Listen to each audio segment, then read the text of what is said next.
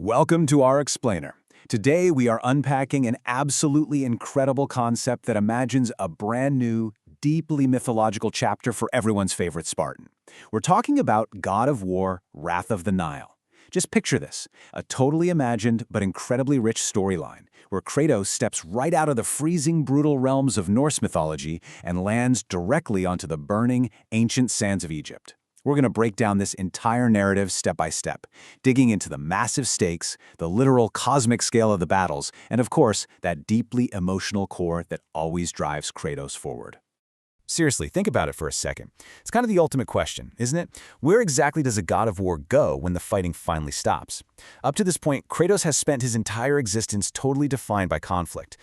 Tearing through the Greek pantheon, surviving the Norse realms. Well, in this storyline, we find him attempting the impossible. He's actually trying to live a quiet life. But, as we all know too well, peace has a luxury Kratos gets pretty much never. The vibe really shifts here. It goes from epic, bloody conquests to something way more atmospheric and honestly mysterious. The guy just wants to rest, but the universe? Yeah, it simply won't let him. So let's jump right into part 1, the call to Egypt, and a dying kingdom's plea. Okay, let's put this timeline into perspective. We start about 5 years ago, which marks the end of the Norse saga.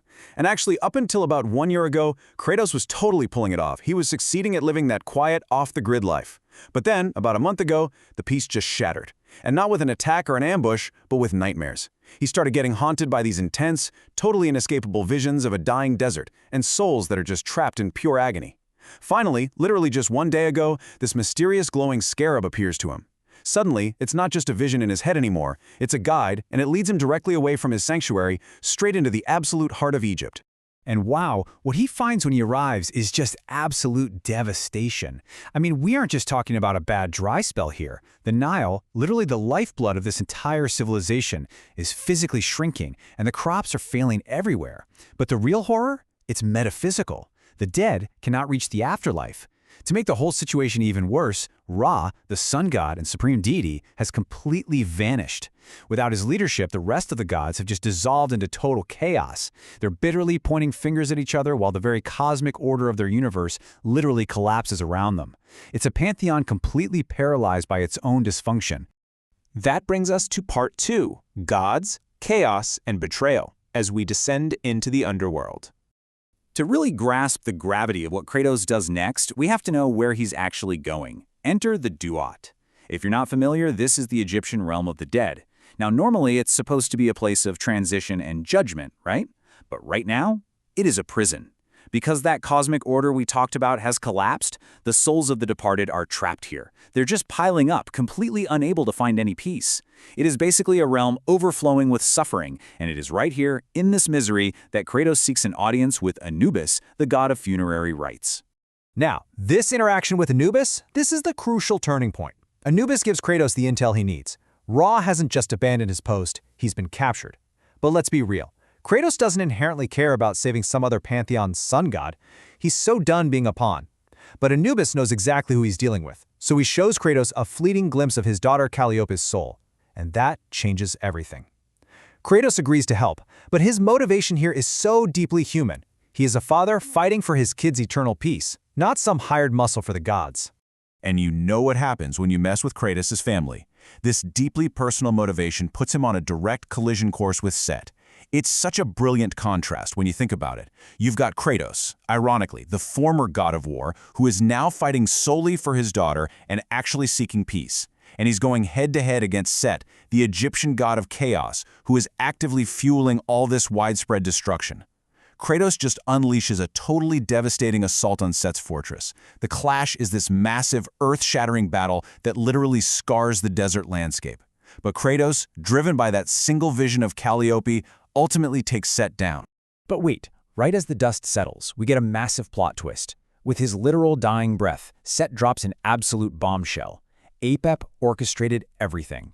That's right, Set was really just a chaotic symptom of a much larger, much darker disease. Kratos has been fighting the wrong enemy this entire time. The exact second Set dies, the true threat steps out of the shadows. Apep, the primordial serpent of destruction. Talk about a chilling revelation.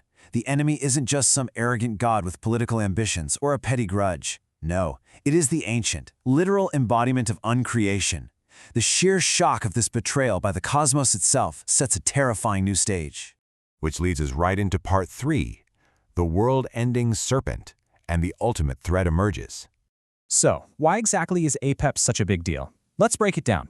APEP isn't just a local threat. It emerges as a world-ending force.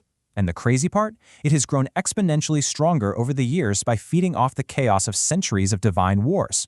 Actually, the very same kind of wars Kratos himself used to wage. And APEP's goal? It's not subjugation. It doesn't want a throne. It literally wants to consume reality itself. It just wants to eat existence until there is absolutely nothing left but a void. All right, here we go. Part 4, restoring the cosmic order, making the final stand. Before the big battle kicks off, we really need to understand the weapon, or actually, scratch that, it's more like an anchor that Kratos has to use. It's called the Heart of Ma'at. In Egyptian mythology, Ma'at represents truth, balance, order, and justice. So the heart is the literal core of universal balance. It is the exact polar opposite of APEP's chaotic void, and honestly, it's the only magical anchor powerful enough to counteract a serpent that's trying to eat reality. So, this thrilling final stand takes place on pretty much the most epic stage imaginable, the summit of the Great Pyramid. First off, the surviving Egyptian gods finally realize the severity of what's happening. They put aside their petty bickering, and they actually unite behind Kratos. Together, they launch a campaign of total all-out war against APEP. We're talking immense divine magic clashing with primordial fury. But here's the thing, physical might alone cannot kill uncreation. Ultimately, Kratos has to bind himself to the heart of Ma'at. To channel that pure, unadulterated cosmic order, he is forced to look inward. He has to confront the sheer chaos of his own violent past, mastering his own personal demons in order to destroy the serpent. It's this incredibly powerful victory that requires both overwhelming physical force and just profound emotional resolve. In the aftermath of this incredible battle, it brings a direct, deeply tangible impact. Because Kratos bound himself to the heart of Ma'at and took down APEP, the cosmic balance is completely reestablished. Egypt is beautifully restored, the Nile actually begins to flow with life-giving water once again, and most importantly, that awful blockage in the Duat is cleared. The dead can finally, rightfully, find their peace. And because the dead have found peace, Kratos gets his reward. Amidst all the world-ending chaos and all the god-slaying, he actually achieves his personal goal. He gets a final, deeply emotional reunion with his daughter, Calliope. He gets to see with his own eyes that she is safe, that she is at peace in this newly restored afterlife. It gives him the exact closure he's been searching for, allowing him to finally depart Egypt with a much, much lighter heart. But you know it couldn't just end there, right? As he walks away from the restored sands of the Nile, the story leaves us with this absolutely incredible tease. Out of nowhere, a mysterious traveler approaches Kratos as he's leaving. So, what new mythology awaits him next? The source material hints heavily at a future journey, making it crystal clear that Kratos' path is far from over. Does he head east to the sprawling epics of Asia? Does he travel south? The possibilities are literally endless, and it leaves us completely hooked, wanting to explore whatever pantheon he ends up clashing with next. Thank you so much for joining me for this explainer, and remember, always keep questioning what lies just beyond the horizon.